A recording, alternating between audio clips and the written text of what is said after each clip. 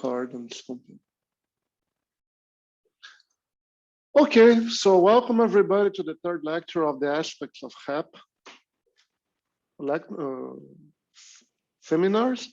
And today I'm going to talk to you about data reconstruction, okay?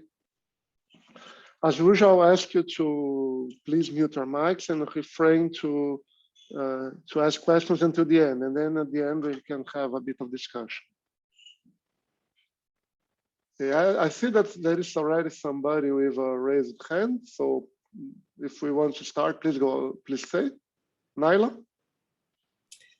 Hi, Professor. I was doing another course and I think the system about the classes, record the classes, they putting the YouTube, I think. Yes, that is correct. That is correct. I am recording the classes myself, and I'm sending them to the organizers such that they put them up on YouTube. So this is fine. And the link? The link should be also in the same website for the lecture, the DPS website. Okay, thank you. Sure. Okay, and as I said before to everybody, there is no recording for the first lecture because of a technical mistake on my part. I'll try to re-record the lecture such that we can have the full set. Okay, so that being said, let's get down to business. So today we're going to talk about the data reconstruction as we spoke as we discussed on the previous lectures. We are interested on the physics of high energy collisions, and we set up this experimental apparatus of having a proton collider or in general particle collider and detectors around the collision point to better understand, to detect the particles and try to understand what is happening. So in slide number 2, let's get a bit dirty with let's get our hands dirty. The thing is that we have our detector around our particles, which is fine, but somehow we have to get the information out of the detector. We have to read out. And we have to interpret it. And I mean, what does that information mean? Okay, so your detector shines or gives an electrical system, so what? And the key thing is that this usually entails some sort of transducer that converts the energy deposited in our detector element, so takes the light or the charge, and this is usually some kind of circuit, and this will transform it into an electrical signal, which I can then measure and interpret in some sort of information.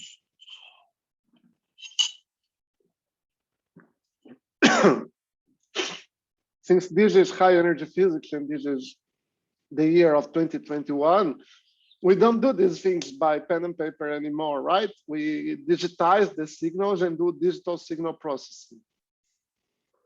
So it's all electronics and computers nowadays. And this is the process, and the process of the reconstruction is this: starting from the detector readout and ending up on the description of the event as a whole. And I'm going to do a more or less high-level view of this process, which is divided into 3 sub-processes: local reconstruction, global reconstruction, and global event description. So what's local reconstruction? Here we start with the detector readout, and it's really something low level, something like, hey, channel number 28 in my detector has 7 ADC counts. ADC is an analog digital converter. So the bottom line is that this channel 28 gives me the number 7. What does that do? What does that have to do with anything? Nothing, right?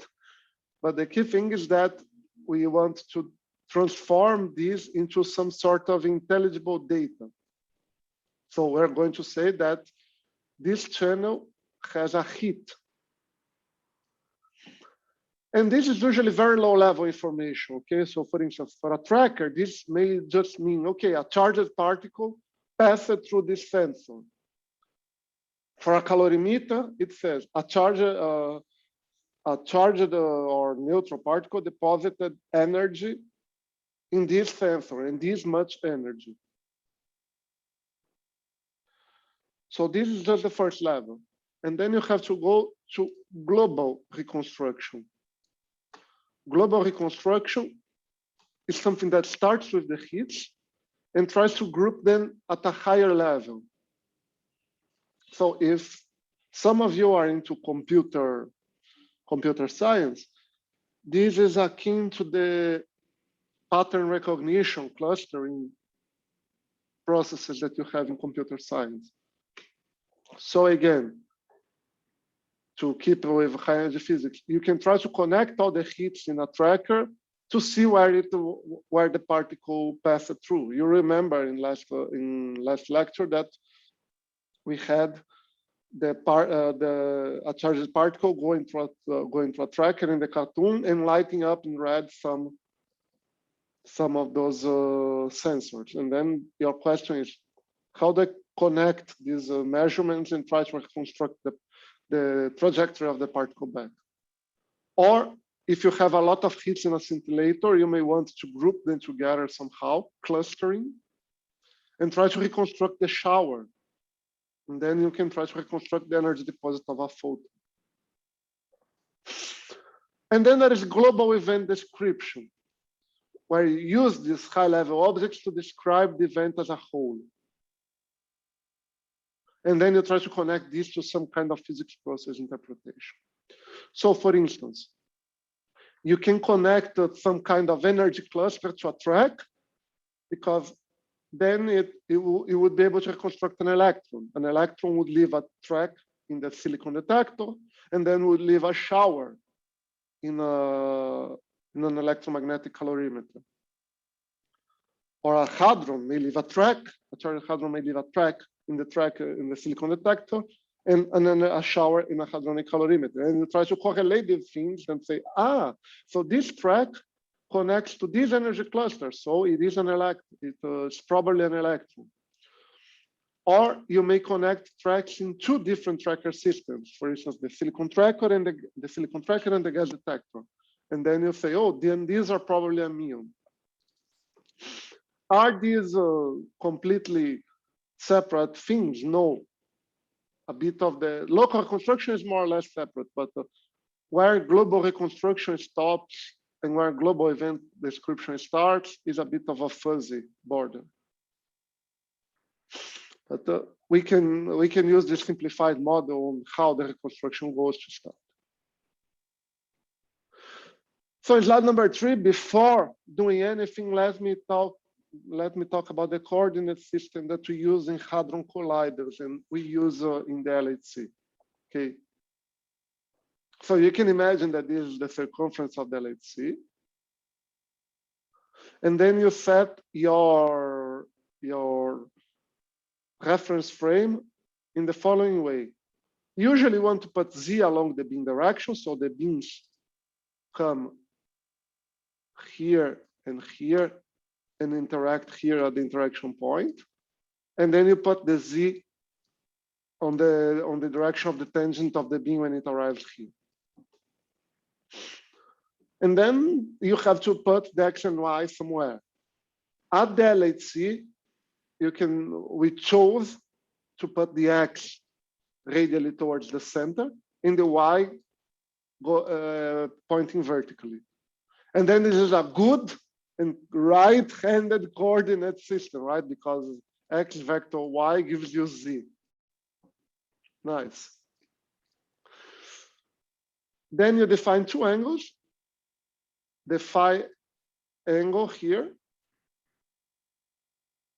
also known as the azimuthal angle, and the theta angle here, which starts counting from 0 when you are along the beam direction to pi when you are on the opposite direction here. Still along the beam direction, but to the other side. And this is also known as the Azimuthal Angle. These numbers, these names don't really matter much, but just curiosity. And why is that? Because in high energy physics, and particularly in hadron colliders, we want to separate what's happening in the transverse plane, so the XY plane, from what's happening on the Z direction. The reason for that is that in hadron colliders, the Z components of the interaction, of the momenta, are not really known. But Thiago, you actually know the protons are at 7 TeV. Yes, true, the protons are at 7 TeV. But the partons, the quarks and gluons that actually interact when you do the collision, they are at a random number, at a random fraction of that momentum. So you don't know.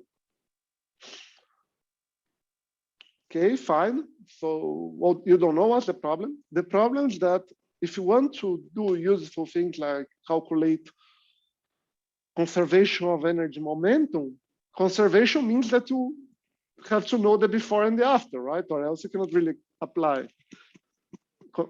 But in the Z direction, you don't know the initial momentum. So you cannot apply conservation of momentum for it. In the X and Y coordinates, you know, because usually the protons are moving only in the Z direction when they come here. So even quarks and gluons have a fraction of its momentum, but they don't have any appreciable momentum in the X or Y direction. So bottom line, in hadron colliders, you separate the two things, and then you use this particular coordinate here, eta, which is called the pseudo rapidity. That's this complicated formula here, minus ln of the tangent of theta over 2. It's not worth explaining right now why we use this. Suffice to say that it's connected to the rapidity that you learned in special relativity. And you separate everything on the transverse plane. So for instance, you calculate the radius for any momentum or position, you calculate the radius on the transverse plane. And if you have a momentum, you calculate the transverse momentum, which is really px squared plus py squared square root. So usually when you're talking about 3 momenta, you, instead of using px, py, pz, you speak about pt, eta, and phi. So you'll see this all the time, okay? Now, with this being said, let's go to the reconstructions. Let's start with the local reconstruction. Here I'm going to take a page from the Calorimetry textbook. Local reconstruction is something very, very, very detector dependent. In what sense? Well, if you have something like, oh, sensor number 28 gave me an ADC count of 7. Of course, to interpret this, you have to know what is sensor 28 and what kind of ADC is there. So we have to go to a specific example here. And let's use a CMS experiment, the crystal electromagnetic calorimeter, ECOL. ECOL is a calorimeter, so it measures energy, and it's built of something like 80,000 lead glass scintillating crystals. So it's a calorimeter made of discrete elements that are scintillating crystals. Why lead glass? It's not the first time that I speak about this, right? It's the second time. So the answer is that lead glass has high density. So you have when you have electrons and photons interacting with it, they will start depositing a lot of energy, because remember, it's dependent on the density. They have very short radiation length, less than 1 centimeter. And small Molière radius. What's Molière radius? Is something that's related to how wide the shower, the electromagnetic shower becomes, as opposed to how deep it goes, which is related to the radiation length. Of course, these two quantities are connected.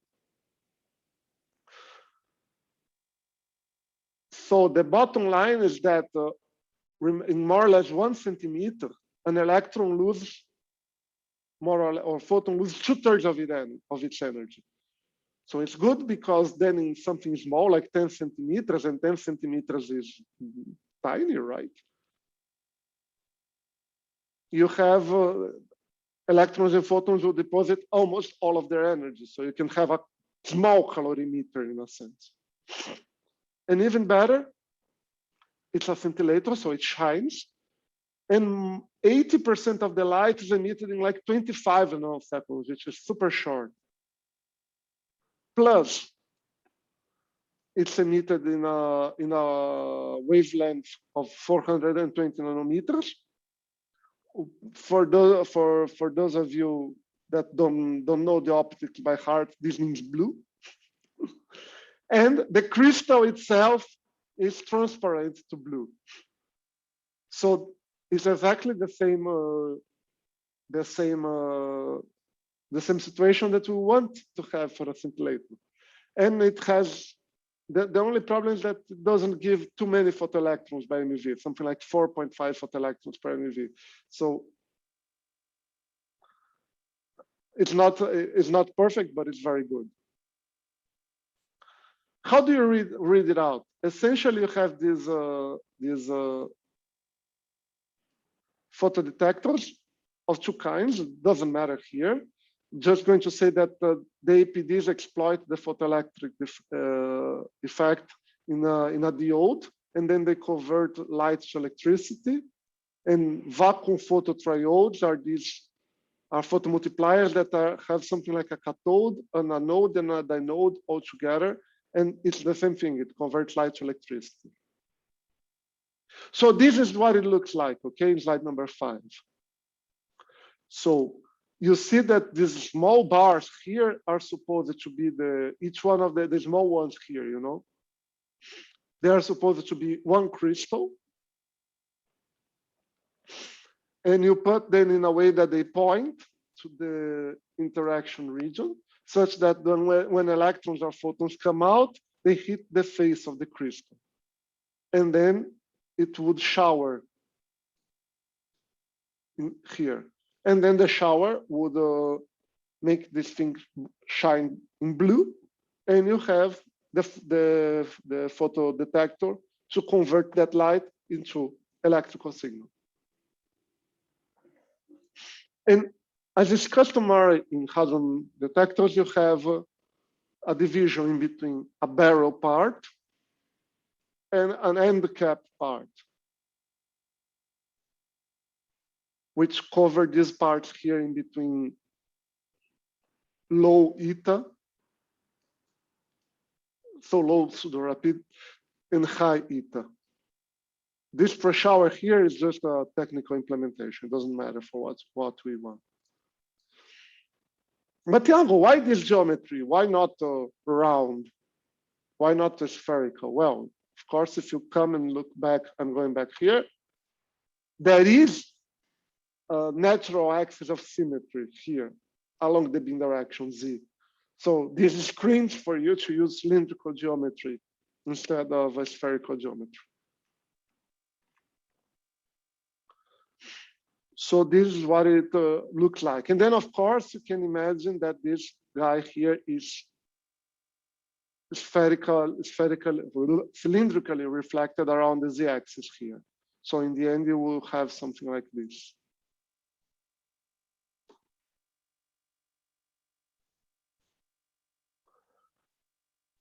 Okay, good.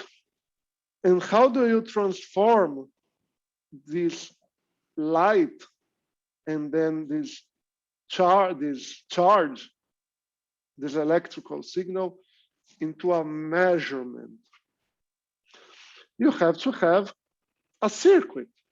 So let's look at this circuit in a bit more detail. So this part here with the resistance, the diode, the capacitor, models the photodetector. Okay, so at some point, light arrives here, and you have an electrical signal. And this is just the optoelectric part. From here on, it's just pure circuits, okay? So electronics. One of the problems is that the amount of energy that is deposited may vary wildly. And then it's hard to use the same system to measure something like the energy of an electron of 10 GeV and the energy of an electron of 1 TeV. So 2 orders of magnitude, a factor of 100 difference. So what was done in the electromagnetic calorimeter was to have this multi-gain preamplifier. What is this? Is this circuit here, where at the same time you amplify, shape and amplify your measurement so by a factor 1, 6, and 12. And in this way, you manage to expand the overall dynamic range. What does this mean? This means that you can have enough precision to measure and digitize both the low energy and the high energy signals.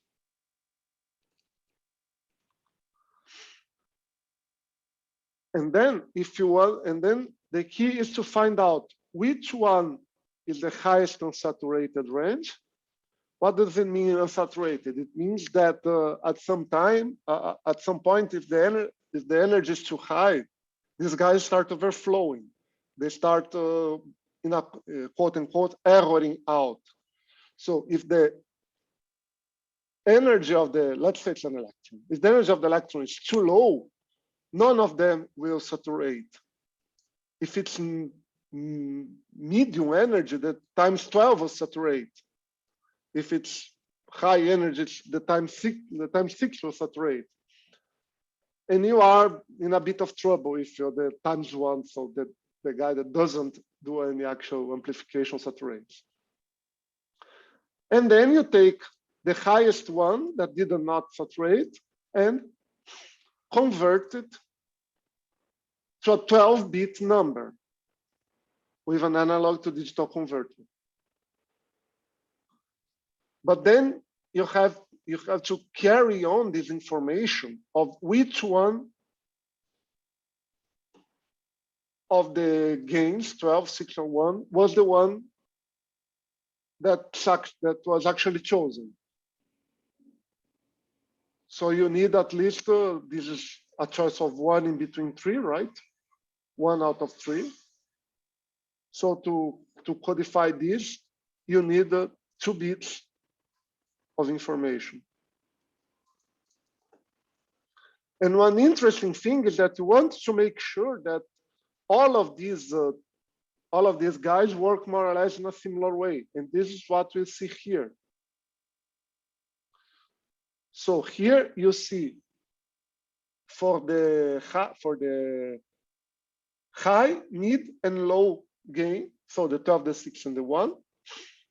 And you see here, you can count 1, 2, 3, 4, 5, 6, 7, 8, 9, 10, 11.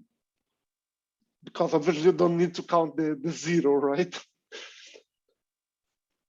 And you see that the shape of the pulse for all the stages of the ADC is the same for the low and the mid and the higher gains. So we are not going to introduce any bias or any systematic error when you do this when we do this operation here. So good. So bottom line, when we finish this, is that we have this energy converted into a number. Oh, it's number 7 with gain number 2, let's say. What are some caveats with this? What are some problems with this? First, in slide number 7, you can see that sometimes the crystal itself starts deteriorating. They start having what's called radiation damage. And how does this manifest itself in the crystals? They start to become less transparent. And then it's a problem. So you see here as a function of time, so from 2011 to 2018, the relative response to laser light. So what we do, we take one of those crystals and we shine a laser light that we know how much energy is in there, and then we see how they respond. And you can see here that it changes with time. For central, so eta less than 1.4, so central crystals, it's almost stable. In 7 years, it went down from 100% to 90%. For crystals in the end cap, however, the situation is dire. You see that nowadays, let's say by the end of 2018, the crystals were only 5% as transparent as they were at the beginning of the experiment. So they were more or less not crystals anymore, and as something looking like charcoal. And you see that and you see that this correlates perfectly with the luminosity of the LHC. So how many collisions the LHC is delivering. So you see that this is because of the radiation damage. So the answer is that we have to correct for this effect. We have to calibrate the crystals.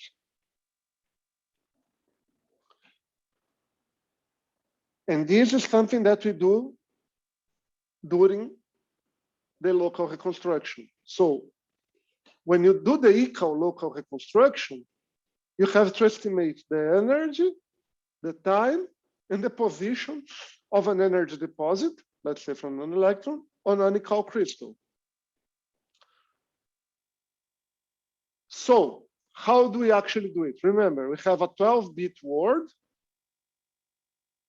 It's a 12 bits ADC, plus the bits to encode again, so the times 12, times 6, and times 1. And this is what we have when we do the measurement. What we do is that for a given event, we take 10 times samples. So we measure 10 times. We read 3 times before the actual event and 7 times after the actual event. And then we use all of this to try to see how the energy fluctuates in time, and try and use that to estimate what was the actual energy deposited. This is what's called a digi. Okay, so it's 12 plus the bits for the gain times 10. And this is an equal digi. And from one equal digi, we want to reconstruct the amplitude, so the peak of the pulse shape, the pedestal, the baseline on top of which the pulse sits, the jitter, which is the time when the maximum of the pulse shape occurs. So when did it peak? And we fit the whole measurement, and we want to see the chi-square of this fit. We'll see this. And then on top of that, we need a global scale factor, so something that translates ADC counts to GeV, to energy, and intercalibration constants where, if you allow me to go back to slide number 5, remember there is a Phi symmetry here. This thing is symmetric with respect to Z. So you expect that all crystals at the same eta position are more or less similar, or respond in a more or less similar way. So we use this symmetry to intercalibrate the constants on a given ring.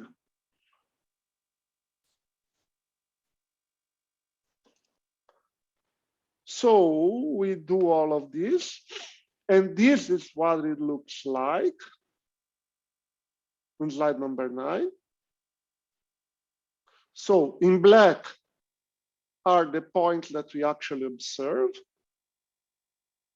In red is the poles that are actually interested. But then you have both the facts of some spurious deposits that happened before, like this light blue here, and pulses, and actually these green pulses actually also before, and some spurious pulses that happen after. And you have this orange and maybe this purple here as well. So you have to do a fit of the full observed signal, summing all of these things. Complicated, isn't it? But you are able to do it, and you are able to estimate the shape of the pulse that we're interested in, and you are able to separate the pulse that we're interested in, so the red one, from the other ones in time. Here it's time sample, each time sample is something like 25 nanoseconds. And then if you go and look here, you see that you are actually able to measure the time of the pulse with this multi-fit method. Forget the weight method, it's a node method. With much more precision than 25 nanoseconds. The weight method didn't help much because you still have these peaks in 25 and minus 25. Why 25 nanoseconds, by the way, is because the LHC collides protons. Bunches of protons collide every 25 nanoseconds. So it's kind of a quote unquote magic number that's cooked in everything that we do at LHC. So bottom line, doing this, we're able to see the height of the correct pulse and the timing of the pulse. So good. But then we have to calibrate the energy. So what does a pulse mean? And then, of course, there is a bit of bootstrapping because you have to start from somewhere. We don't start from nothing. We particularly start from particles that have very well-known mass to calibrate the detector. So we know at this point in history that the pi 0 has a mass of 135 MeV. We know that it decays mostly into photons. We know that the Z boson decays it decays into electrons, also into other things, but decays into electrons. It has a very well-known mass of 91.1876 GeV. So what we do is that we take photons, take electrons, calculate their 4 vectors, calculate the invariant mass of the combination, and use that to see if the peak comes out in the right place. And it should come in the right place, right? So here, 135, bing. So here's where we get and same for the Z2E. So here's where we get the sum of the ADC to GeV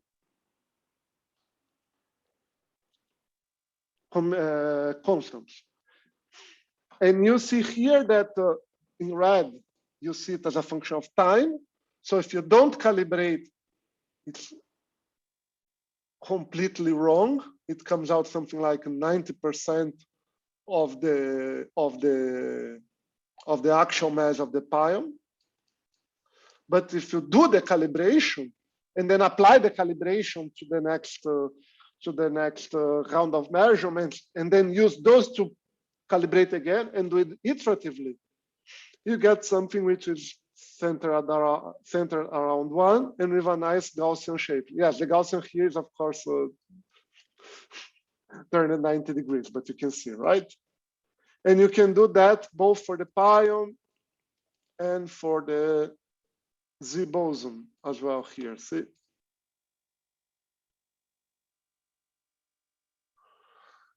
You can also use the Phi symmetry. So again, you do the intercalibration. And for electrons you can do independent measurements of their energy and their momentum, because energy you measure in the calorimeter, momentum you measure in the tracker. But electrons are very low mass. So their mass is more or less 500 keV, right? So a 1 GeV electron, which is a low energy electron for LHC standards, is already high energy, is already relativistic. So you have that the energy momentum relation is close to 1. So you can use that to also help calibrate the energy. And then vice versa, if you need. It's all a question of iterative calibration procedures. Okay, so now you know that the energy in one part of the detector is something like 1 or 5 or whatever GeV. If you're doing tracking, you know that this detector, this sensor has fired up and you have a point in space, you have a position. Let's say, oh, I know that a particle passed through here, through this X, Y, Z point with sigma X, sigma Y, sigma Z uncertain. Okay, so what do we do now? Now we have to do global reconstruction. Here, I'm going to change to tracking. So remember, heats come from the local reconstruction, and you want to track the particles. So you have a collection of points, and you want to see where the track passed through, where the charged particle passed through and left a track. If you want to be formal, you can say that what you want to obtain is estimate the momentum and the position parameters of the charged particle that's responsible for the heats. So the first thing that you have to do is that the heats, this is being done, this is global reconstruction. So the heats may be in a local coordinate system, and you have to move to the global coordinate system that I just discussed previously. And then there is a problem that sometimes your sensors may be misaligned. You think your sensor is in a position in space, but it's not, right? It is a little bit to the side. So you have to take care. And you have to take this into account, and it turns out that this gives you an additional uncertainty. So this is now a problem of clustering, pattern recognition, these things. I'm going to tell you how it's done for tracking, for clustering of energy deposits. Is different, but the idea is the same. You try to recognize the pattern that's hidden on the data.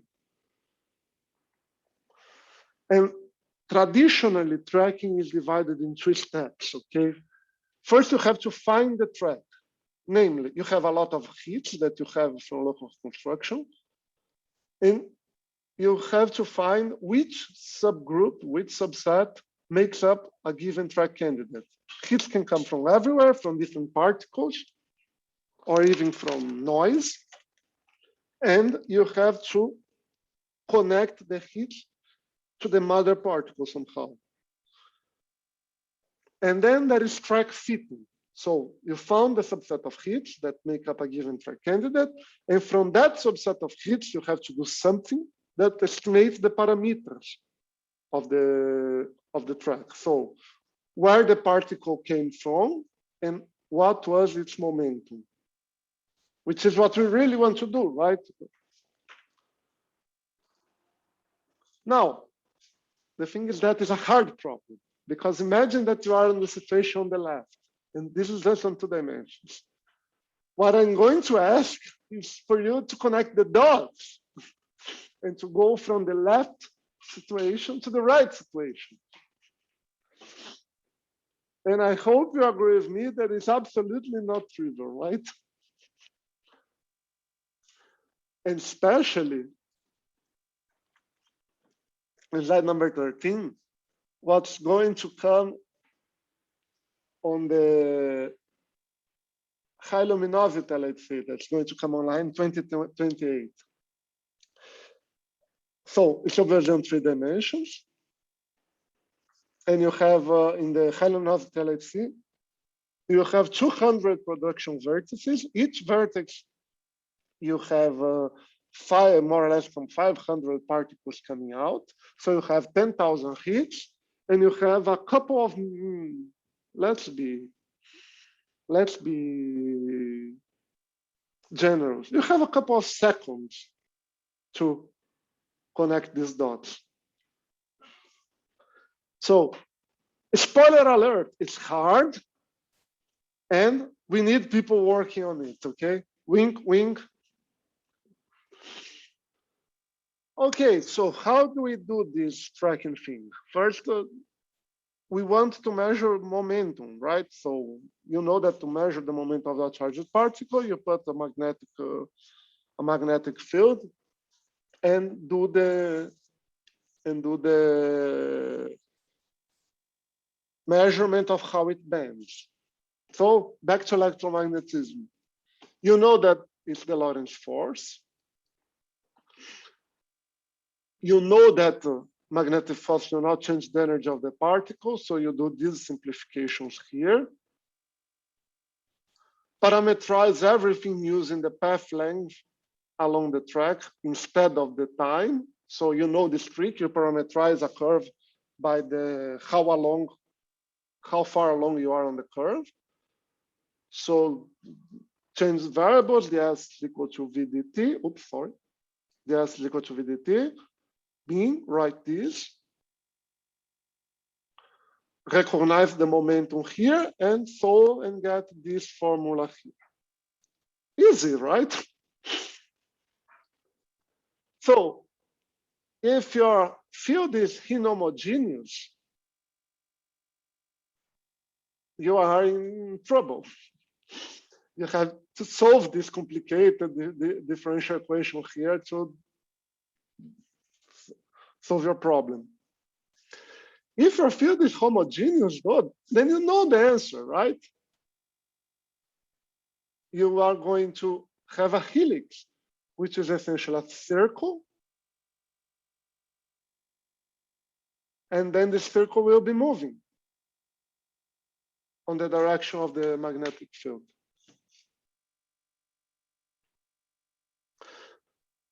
Obviously, we don't want to be on the complicated situation. So what we're going to do is that we're going to put homogeneous fields for our particles to travel through. And this is the working principle of these magnetic spectrometers. So to get homogeneous fields, you have, of course, nothing is perfect, right? No field is perfectly homogeneous, but that's what approximations are for.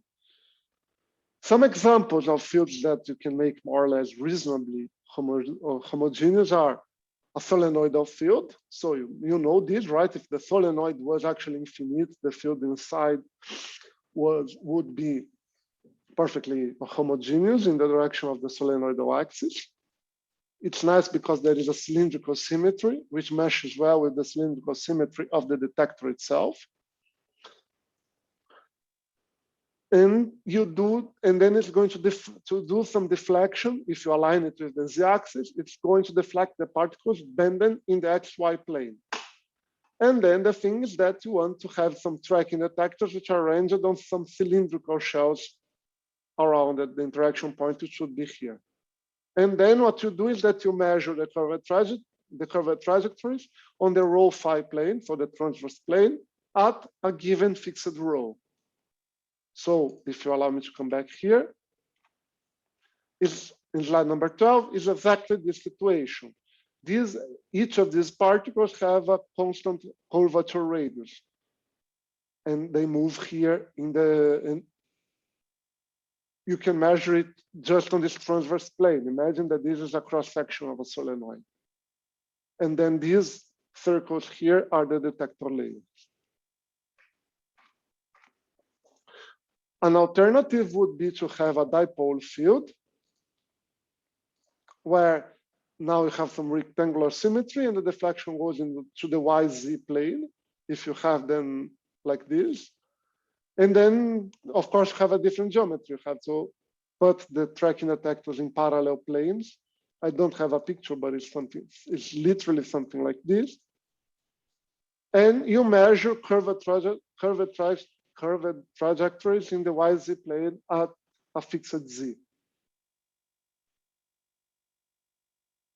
So here you have the particle coming and you measure them at a given Z. While I'm going to go back one more time to slide 12. Here you have the points at a given rho, which is where the detector sits, the detector layer sits.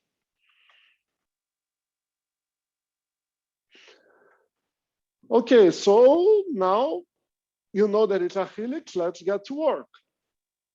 Parameterize the helix is this lovely equation here on the set of equations on the left. Lambda here is what's called the deep angle. So now if you look here in the bottom right, you see that it's the I don't remember if it's supplementar of complementar, but it's the other angle, right? This one's theta. So the deep angle is the lambda. And here you have this parameter h, which is essentially the sense of rotation of the helix. So this is obviously going to be related to the charge. And if you project this thing on the xy plane, it's a circle with this formula here, where this r is the curvature radius of this, is the radius of the circle, which is the curvature radius itself. So everything goes like it's shown here on the bottom right. Imagine you can see the circle, you can get from this parametric form to this circle here, if for instance you set lambda equal to 0.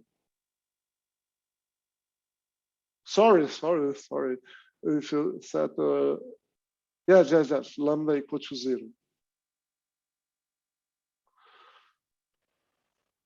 Okay. In the end, these x0 and y0 are going to be the coordinates at s equals 0, so where the particle begins, where the curve begins. This big phi 0 is the slope of the tangent. So if you have here this plot, it's the slope of this tangent here. And if you focus yourself in the transverse plane, and you actually run the numbers, substitute the constants and so on and so forth, you will be able to relate the curvature radius to the transverse momentum as this formula here. And here I have already substituted all the units such that the R is going to be in centimeters, the PT is going to be on GeV, the Q is going to be in elementary charges, and the B is going to be in Teslas.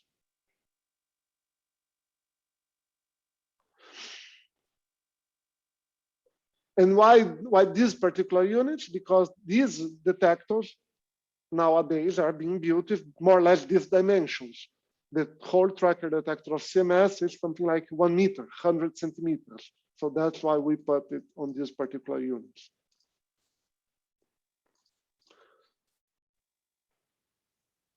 And then you may, I think I lost one slide, 1 second. No, it's right. Okay.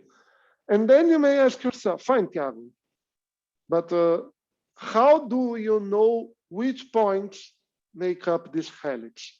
So how do you find the tracks? And this is a complicated problem. So I'm going to just flash you some answers. To be clear, and I'm going to come back one more time to slide number 12. You want to recognize patterns here in the left, and the patterns are here in the right. So the question is literally connect the dots. By the way, there is even a conference that has this name, connect the dots. One of the easiest ways is to do what's called conformal mapping. If you write the equation of a circle going through the origin, so assume that the curve starts at the origin, which is equivalent in slide number 16 to saying that x0 and y0 are 0. This can be a good approximation if your particles are colliding at the origin. Then do this redefinition here, which will lead to this equation here in terms of the new coordinates, and it became simpler, right? We went from a circle to a straight line. And then how do you obtain the track candidates? Convert all the hits from one to the other coordinate. And in this new coordinate system, the larger the momentum, the closer the line is to the origin. And what you are going to do is that you approximate this line here as going to the origin. And then hits of a track would have constant phi in this coordinate system UV here. What we do in practice is that we histogram the phi v of every hit and try to find the clusters of peaks in the histogram or clusters of hits that have the same phi v. Thiago, I didn't understand one word of this. Let's go to an example. Okay, so in slide number 18, imagine that all of these are tracks. The red, the solid red and the solid blue have the same curvature radius. So they have the same momentum. The difference is the tangent of the particle as it leaves the 0, 0. So the red one has a horizontal tangent. So here it comes out horizontally and then it curves. And this one comes with some different angle, but they have exactly the same momentum. While the dotted red lines, they have progressively lower and lower momentum. So this one has lower momentum and this one has even lower momentum.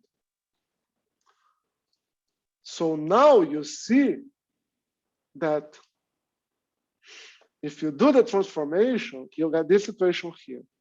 First, the solid red and the solid blue, they cross in the same point here, and they are just as close to the origin one to the other. So they are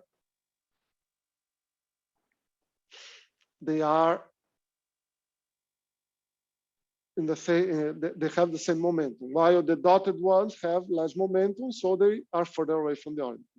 And the key is to notice that approximately all of these points, all of these points here,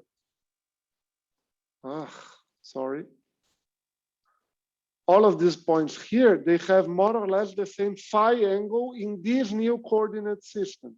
It's not true, right? But it's approximately true because this line here is almost going through the origin. So you would see that, oh, all of these guys have the same phi v, so they may belong to a same track. You are obviously going to tell me now, but Thiago, come on, this obviously doesn't work because you see for the red lines that it doesn't It's completely wrong. True. So you have to have some extra steps on top of this simplistic view. But this is one way of finding tracks, finding these clusters that have the same phi v. One other way of finding tracks is, this is more modern, it's something that happens more often, that's being used these days. It's something called the Huff transform. Remember, R is PT over 0.003 QB. Now, we are interested in particles that are originating at or close to the interaction point. So they're coming to zero from zero, zero. If you take the circle equation and change it to polar coordinates, it becomes this. I'll leave it to your own device that this is indeed the equation of a circle that goes through the origin polar coordinates. And what we're going to do here is to approximate sine of phi minus other phi as phi minus phi, phi minus var phi. What does this mean? Here, phi is this var phi is the angle of the track in the transverse plane of the origin. So it's again related to the tangent of the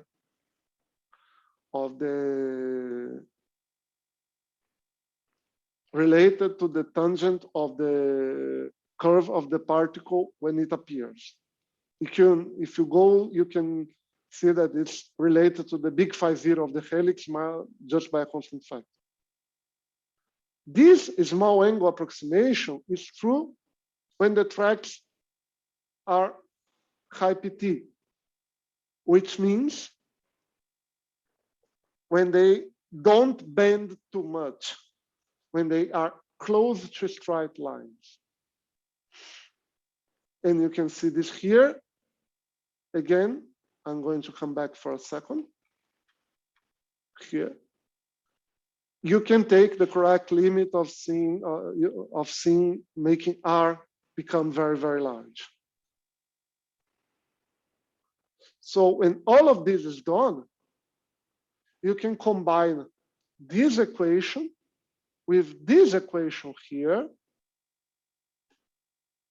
and substitute here R here with this R, and you will get this. And oh, look at this. This is a straight line equation again. Nice. So the point is that one heat has a given R and a given phi. The R here is the radius in the transverse plane. The phi is the location of the heat. And as the particles curve, the phi I is different. And the R is again given by the position of the sensor. So when you do this transformation here, you get that one heat in R phi, it will map to this line in this track parameter space where you have the two variables Q over PT, which is this, and phi as the independent and the dependent variable. Okay, Thiago, this is absolutely complicated. How does it look in practice like this? In slide number 20, you see that if you have this track and it lists these hits 1, 2, 3, 4, 5, and 6, when you do this transformation, each of these hits will be mapped, each of these points will be mapped to one of these lines here. And the fact that all of these heats belong to the same track maps the fact that all of those heats connect in a single point, which of course is the PT of the particle and the phi of the particle at the origin. Neat, huh? There are some caveats, okay? First, the gradient of each line, right, is always proportional to the heat radius. You can see here, I go back here, that the field is fixed, of course. So the slope of the line is proportional to R. Let's say that and by the way, this is the modulus of the field, okay? So it's also positive. So bottom line, this is always positive. The radius is always positive. So you would not have something beautiful like this, but you would have something more complicated like this. All of these lines would be, if I knew how to draw better, they would cross in the same place, but the point is that the slope, their angular coefficient would always be positive. And then it's a bit complicated because it's hard to pinpoint the right point. Remember, everything here has measurement errors, right? So you do yet another change of variables, where instead of parameterizing everything, you parameterize in terms of R and phi, you parameterize with RT and phi t, where you choose this t by some optimization process, but the bottom line is that these new variables can be negative or positive, and then this phi becomes the phi of the track at that radius. So instead of being, let's say, this tangent, it's this tangent. What this allows you to do is that now you can have both negative and positive slopes. And this will give you more precision when you measure this intersection point here.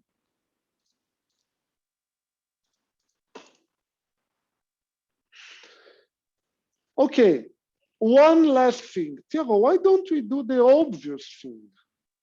Why don't we just try to see where the track came from and follow along the way? And this works. And this is actually one of the things that we do also. But the thing is that these are local approaches. Why is that? And then I go back again to the plot here in slide 12. Imagine that I wanted to consider all the possibilities. Let's say that there are 10, there are much more than 10, right? But let's say that there are only 10 heats in each layer and 10 layers. You agree with me that there are 10 to the 10 possibilities combination, and nobody has the time for that. Literally, we cannot consider all possible combinations. So stuff like conformal methods, conformal mapping, and the Huff transform, they are global methods that are able to consider all the heats at once and then find the pattern. Here, you have to start already from a subset of the heats, which is reasonable, but you already have to have something somewhere to begin with. So let's talk about two methods, track road and track following. Track road is essentially what we call, you start from heats which could be created by the same particles. So you consider heats that are close in the sense that, oh, maybe they all have the same phi and the same eta or close by. And then you use the expected trajectory shape. So, oh, these hits are more or less compatible with a particle that has such PT, such it, and such phi. Interpolate between them, create a road. So let's say that you trust this hit a lot and this hit a lot. You try to find hits that are on the road that could lead these hits to this hit, assuming a given PT, assuming a given eta, assuming a given phi, and then you look for hits that are on the road. So this red hit is out, but this blue hit is in, and so on and so forth. And then you say that all of these hits make a track.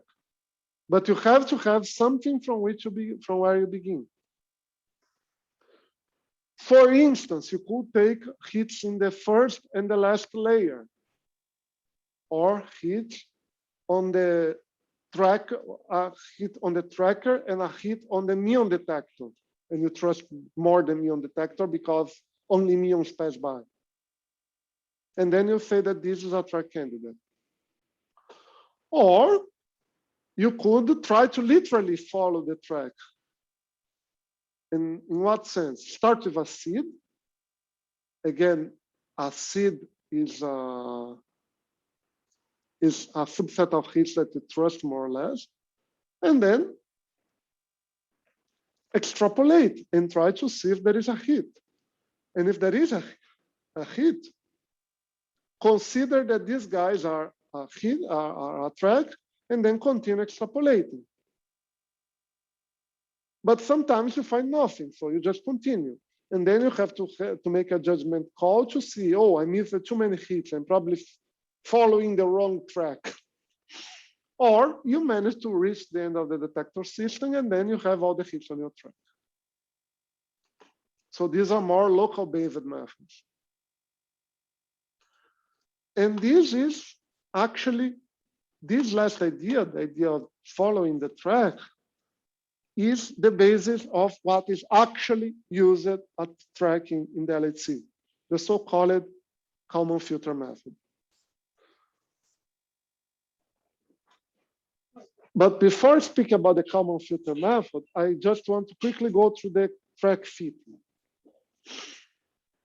And track fitting is a complicated business because you have to parameterize the track. And this will, of course, depend on the detector geometry. If you assume the helix model, then you can get away with just 5 parameters, namely the x0 and y0, so the coordinates of the beginning of the track, the tangent angle when the track starts, the dip angle, and the curvature radius.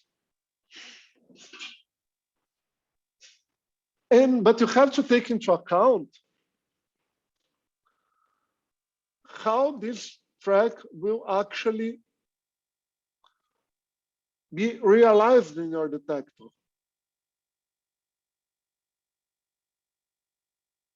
Namely, how does it propagate, going back here for 1 second,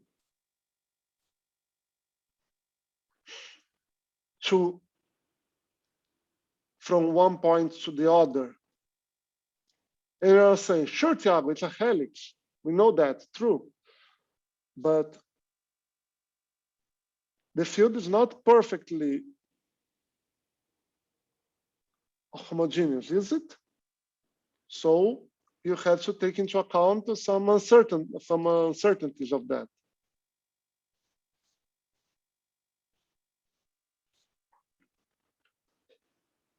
Then everything has errors. And you have to propagate these errors as you follow the track. There are material effects. Sometimes when the track hits your detector, it deposits a lot of energy. When the charged particle hits your detector, sometimes it deposits a lot of energy. May happen. And then the momentum may change. How do you deal with that? And finally, when the measurement model, when the detector actually measures the track, what measures the particle, what does it actually measure?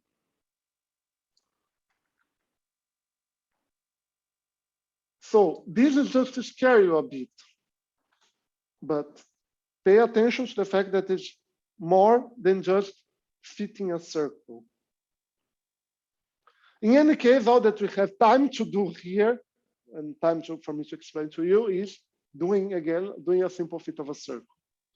So let's do that. First, let's project. Let's say now we have the tracking. We want to know the parameters of the track. The first thing that you do is that you project it along the two directions: a longitudinal direction, and a transverse direction in the transverse plane. We know that this is related through the dip angle here. In the rho phi angle, in the transverse, in the rho phi plane, in the transverse momentum, in the transverse plane, you measure the transverse momentum. You have one measurement for the transverse momentum PT, which is P cosine of lambda, which is the dip angle, and you know that it's this 0.003 BR, where B is the magnetic field, R is the curvature radius. In the rho Z plane, we measure the dip angle, and this is this is easier in a sense because it's just a straight line fit. And you just do it. And here immediately we have at least one problem, which is the orders of magnitude that we are dealing with. If you run the calculations for a PT of 1 GeV and a field of 2 Tesla, the curvature radius is 1.67 meters. And then, of course, if you go a factor 10 up here, you have a factor 10 on here as well.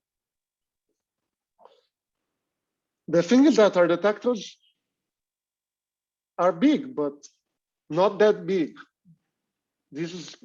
Our tracker is more than 1 meter of silicon.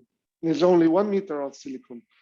So how do you measure such a large curvature radius?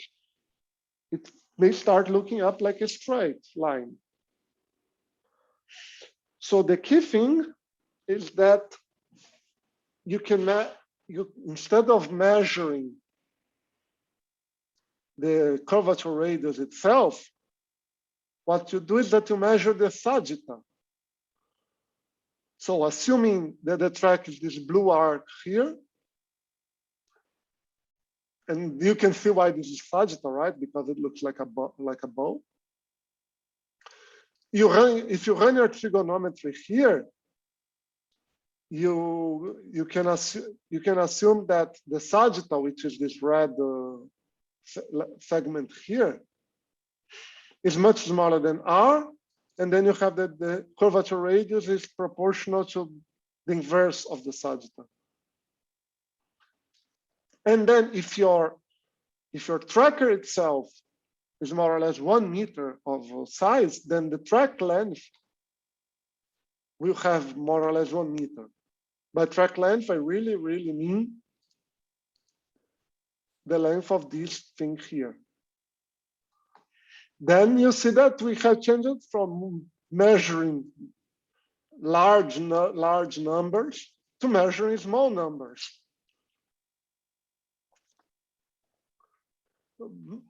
Which is now feasible in the sense that we don't need a gigantic tracker, but now we have to start measuring things very precisely. And that's why we need to have trackers that have a couple microns of precision.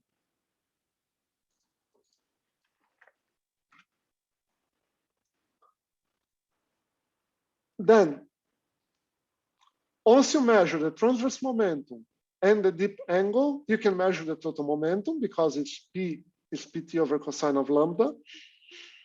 And then, of course, you have to do error propagation. So, assuming that the magnetic field has no error, yeah, good luck with that. You just run the thing. you just run the error propagation, and you get that the error on the momentum is proportional to the error on the curvature radius, plus this factor of the error on the deep angle. Bottom line, you have to study the error on the radius in the transverse plane, the error on the deep angle, and since we're doing error propagation, remember that there may be cases where the track changes direction simply because it underwent a very strong scattering. For instance, the particle is scattered in the material of the sensor. And then, as I already said, in the hadronic collider, you're focusing more on the transverse momentum. You don't really care too much about you care, but you care less about the deep angle. And now I'm going to tell you the state of the art of the track measurement, which is called tracking, which is called the Kalman filter. So first, let's talk about the ideas, okay? Forget for a second the geometry itself. Let's focus only on the ideas. Imagine that these blue rectangles here are the sensors.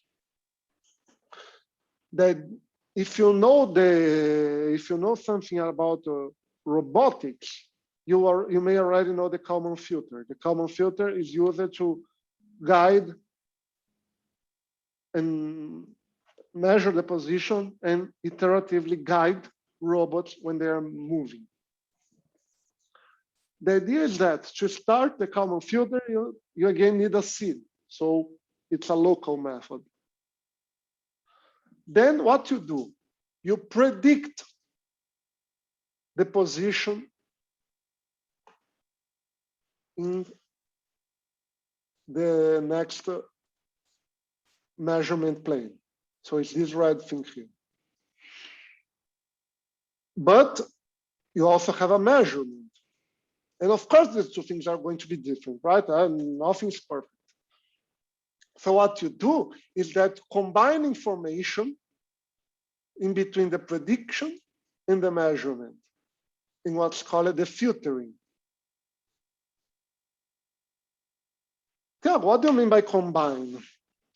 The mathematics, I'm going to show you next slide, but it's really, and this is the key thing, it's really nothing but a weighted average in between the two things. So if the prediction for some reason has a high uncertainty, it counts less. If the measurement for some reason has a high uncertainty, it counts less. Thiago, how can the measurement can have a high uncertainty? This I understand, but how can the prediction have a high uncertainty? And the answer is that, oh, maybe you don't know well the field in this particular region, or you started your seed had a high uncertainty. So if you know that your particle started from here somewhere, when you predict that it will be here somewhere. So it has a high uncertainty. And why a weighted average? Folk, you know that that's the right thing to do. You learned this on your second class in Introduction to Experimental Physics. If you have different estimators for the same thing, you do a weighted average, assuming that they are uncorrelated, blah, blah, blah. You do the weighted average, where the weight is 1 over the uncertainty square. So then the variance of all the estimators. And then what you do is that you iterate. Then you start with the filtering, you extrapolate, you measure, you do the weighted average, you extrapolate. It's literally this.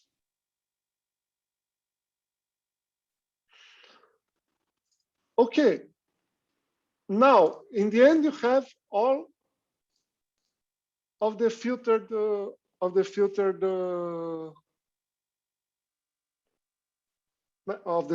trajectory. You have all of these filtered hits. What you do is a smoothing. You do a final fit where you refine each of the position estimates with a global information from all the measurements. So now that you know that it is this track, you take into account a global fit, and you arrive at these pink points here. And this is your final field. And this is the essence of the Kalman filter. Mathematics, yes, let's go. So in slide number 26, the idea is that you have p parameters for the track model. In our case, we have 5 for the helix, let's say. And then you have d measurements at each point. And these measurements now are in number of k. What does it mean, these d measurements? You can measure, for instance, the position, or and then the position, but the position of the hit is a 3-dimensional point, which is less than the 5 parameters. Usually, you are always in this situation, okay? So what you do is that you do k measurements, right? In our particular, let's go back to slide 5. You have 1, 2, 3, 4, 5 layers. So you have 5 measurements. So k is equal to 5. And you are following. So this is a very pro way of doing track following. And you assert that the state of the system at each of these measurement points is given by a vector,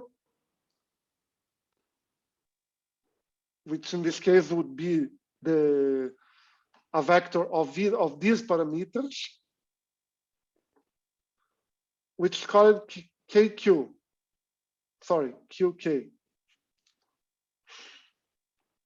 And the measurements themselves also have some dimensions. So to focus the thing, let's say that P is 5. You have 3, D is equal to 3. So these M are 3 vectors because it's the 3-dimensional point. So they are a 3-dimensional vector. And the state of the system is the 5 is again a 5-dimensional vector, which is the state of the helix at that particular point.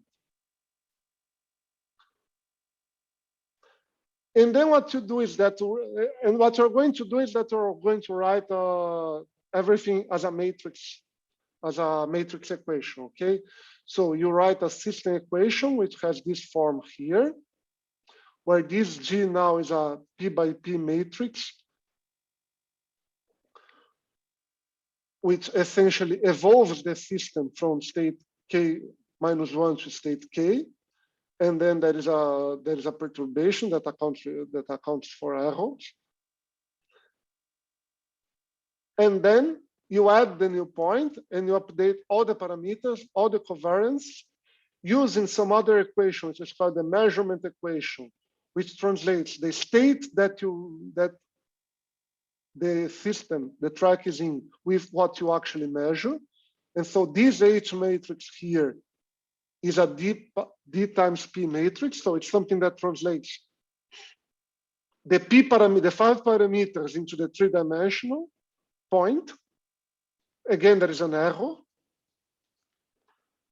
And this weighted average actually looks like this complicated system here.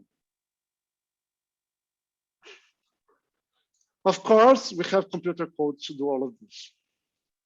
But this is the spirit of the thing. And then iterate. This KQ at this point is the filtering. Sorry, yes, it's the filtering. And then you extrapolate, and it becomes the QK minus 1 for the next step here. And then you iterate.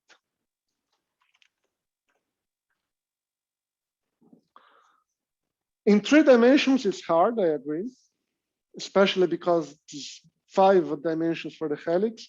But I invite you to look in the web, Kalman filter in 1 dimension, and you will see it, the idea as crystalline as water. One comment is that if you only have one state, so 1 dimension, convince yourselves, I'm going back to slide 26, convince yourselves that you have only 1 parameter and 1 measurement. This is the equivalent of the weighted average of a 1 quantity that you know, but written in a complicated way, because instead of taking all of the measurements at once, you are taking them 1 by 1, but it reduces to the weighted average we all know and love. Okay, so now we know how to do global reconstruction. Now we have to do global event description, which in the lingo, in the high energy physics jargon, is something that people would call particle flow or energy flow. And the idea is the following: all of the subsystems of the detector, they provide some basic elements. So trackers provide the silicon tracks, calorimeter provide calorimeter heats, both in the electromagnetic and hadronic calorimeter, and the Muon spectrometer provides Muon tracks. Now you want to correlate these things, because you don't care about tracks or calorimeter. You care about final state particles. You want to know, okay, so what are the particles that are coming from my collision? So you have to somehow combine all these things in a holistic way. This was initially developed and used by the Aula experiment in the lab collider. It was not used in hadron colliders initially because the detector granularity was not fine enough. The events were too dirty and too busy. But with the LS experiments, both CMS and Atlas, we managed to do it. So I would say that particle flow is in the cards for the foreseeable future. I'm not going to explain particle flow in details to you, okay? Because it's extremely complicated. But the idea is that you have to correlate, you have to link these things. So electrons, you know that electrons are charged, so they leave tracks and they leave EM calorimeters. Photons will leave only EM calorimeter deposits. So you want to link tracks in the silicon tracker to electromagnetic calorimeter deposit.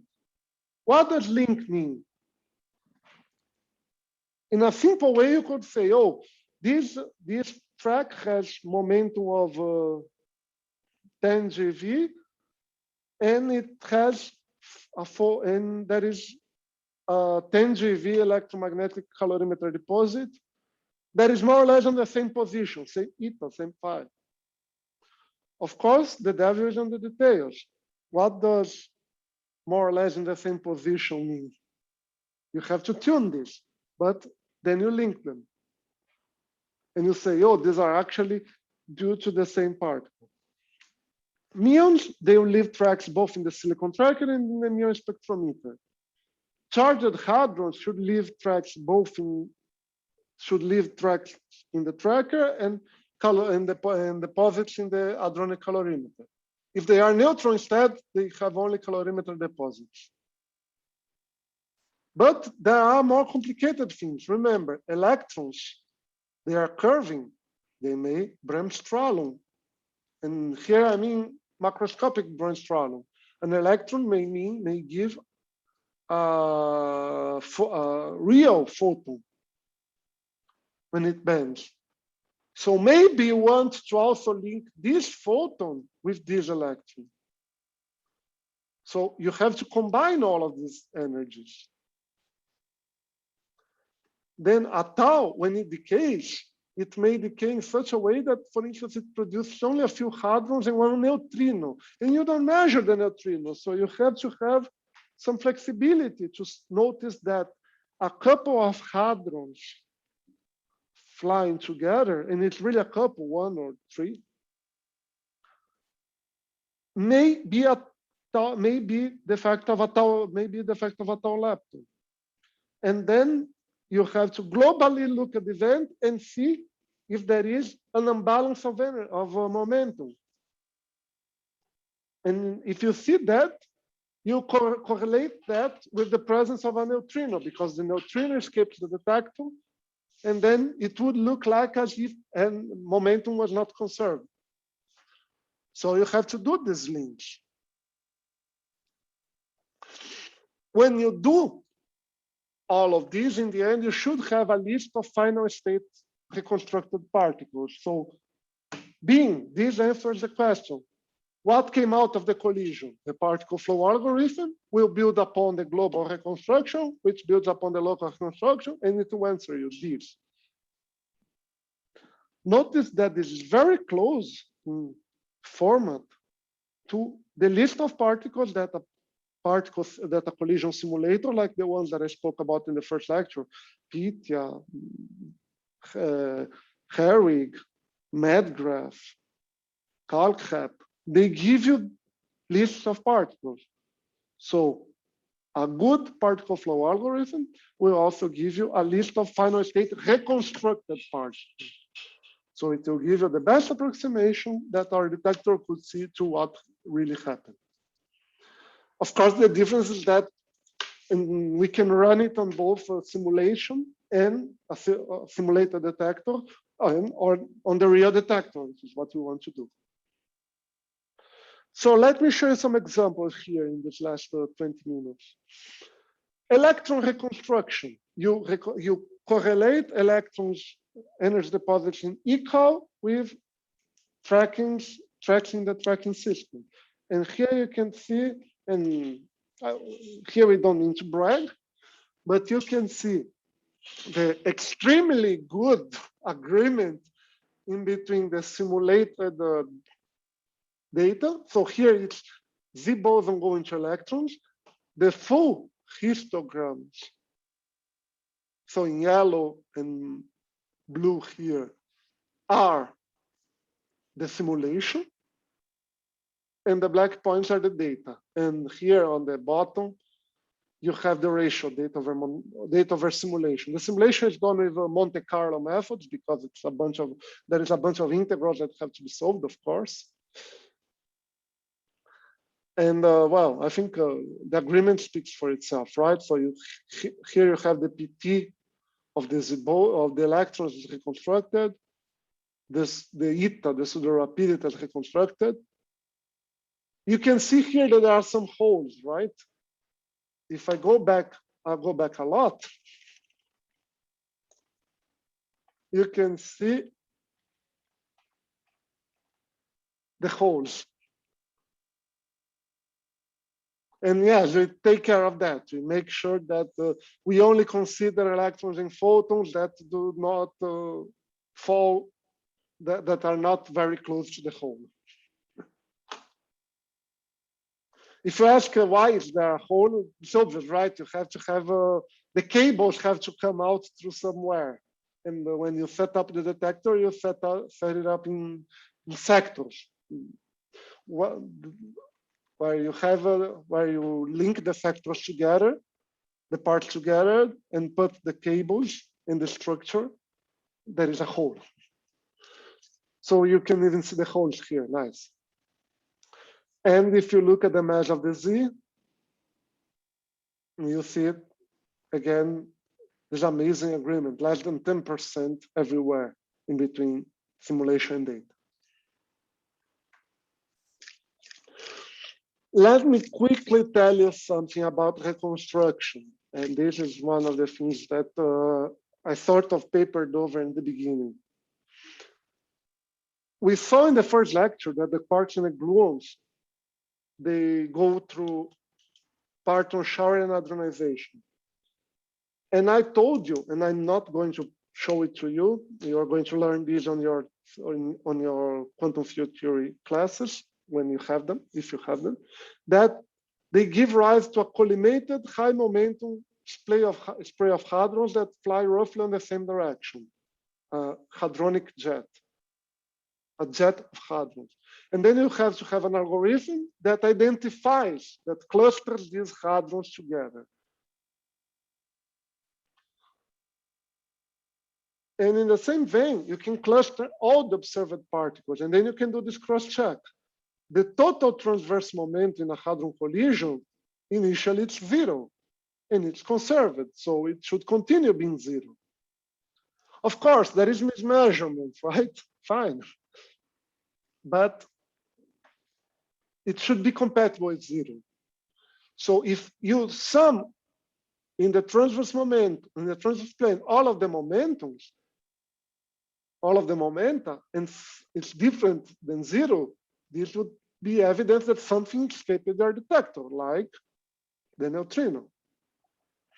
Then you also define this missing transverse momentum as the sum of all detected particles.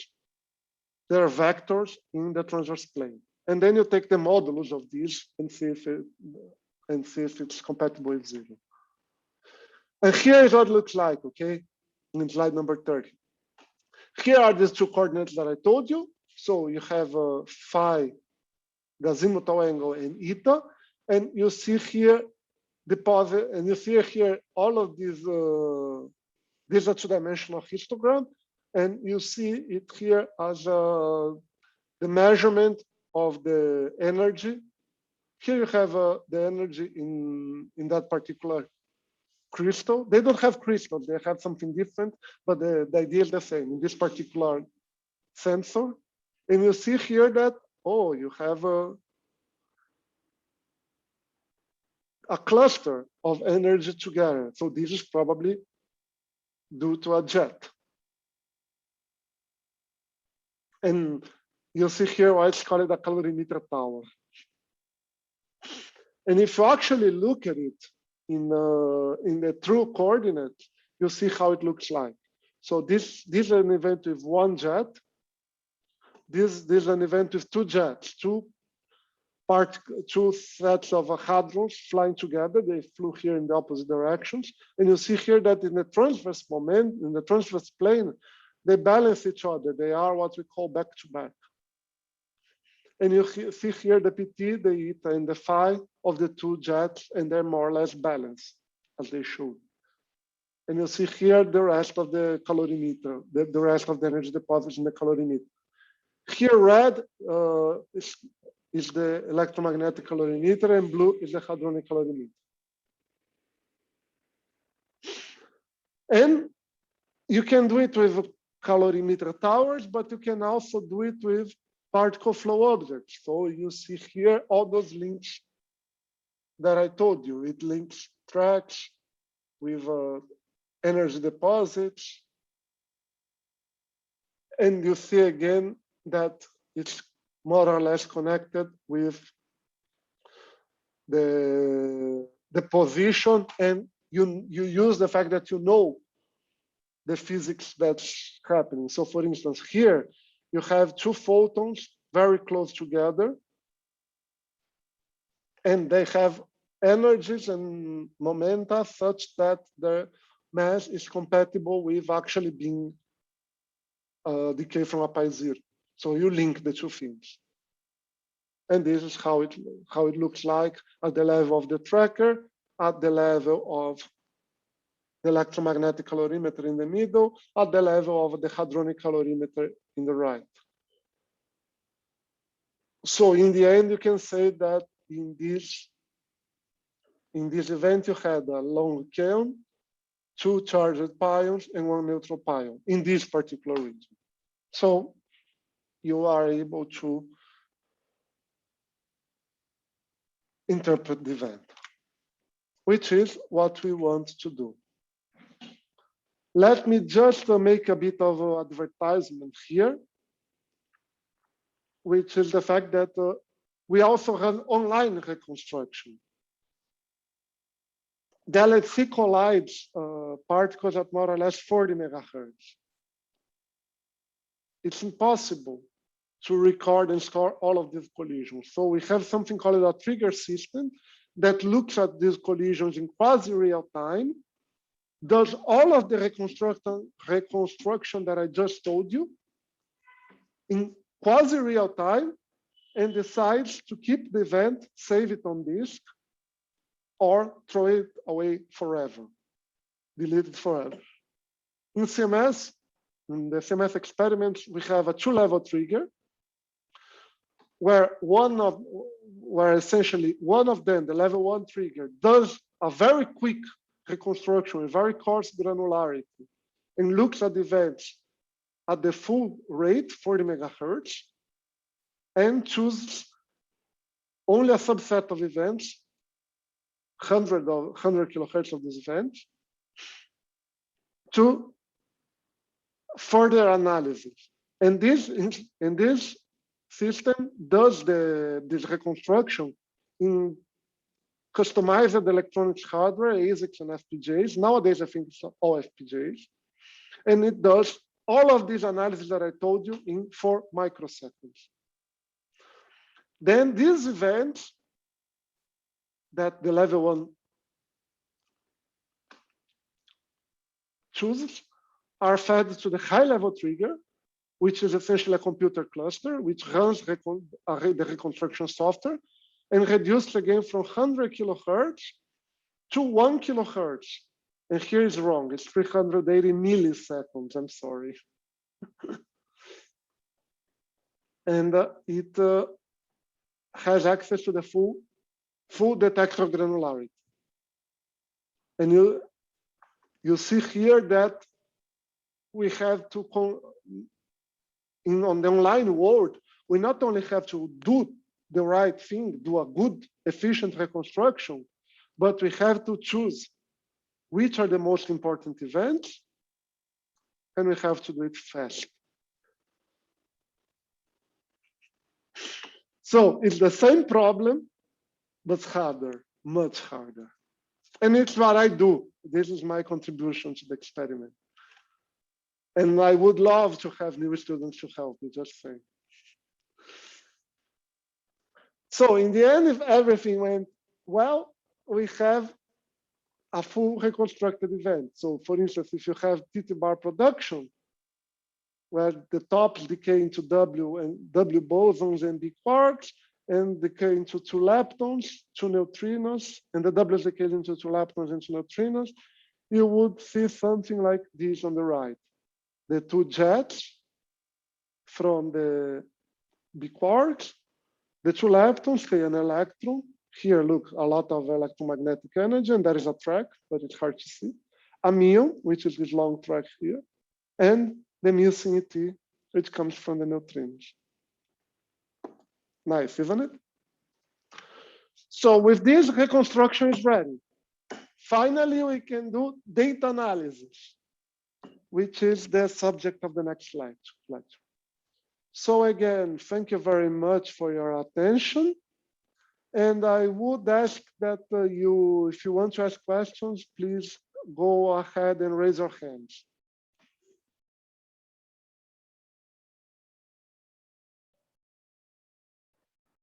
Okay, Rick, go ahead.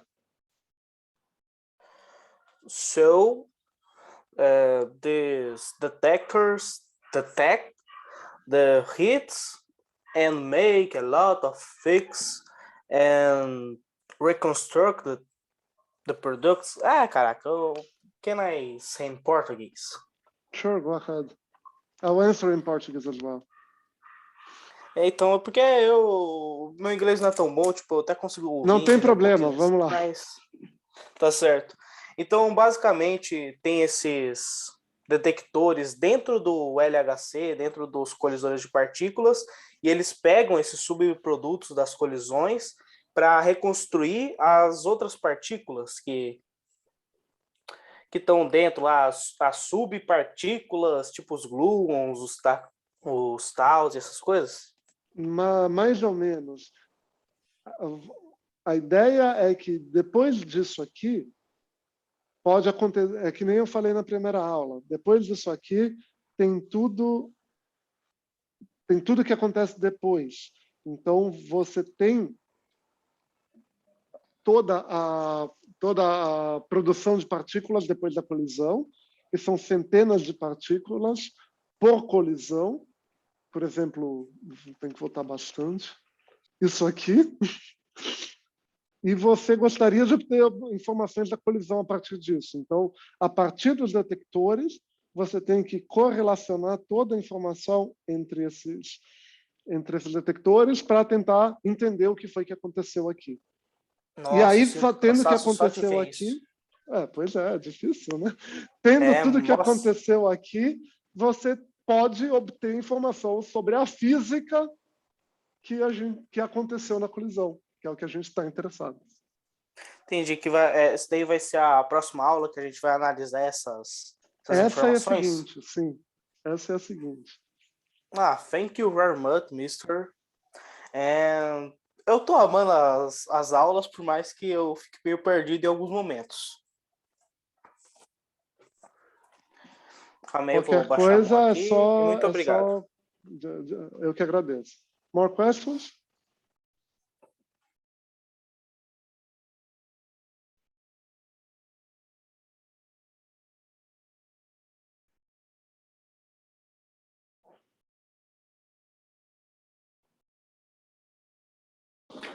Oi, professor, tudo bom? Então, hoje eu trabalhei e perdi a aula praticamente inteira e eu gostaria de saber se tem como eu assistir essa aula para mim não perder nada. Vai ficar disponível no YouTube? Obrigado. Se eu não tiver... Eu estou falando? Vocês estão me ouvindo ainda, então? Se eu não tiver cometido erros, a resposta é sim. Eu espero não ter cometido erros. More questions?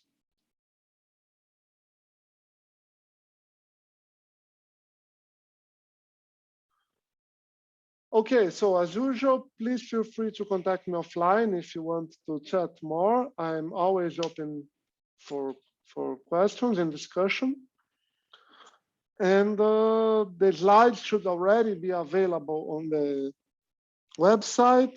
And if I didn't make any mistakes, the lecture should be available in YouTube. So I stop recording now.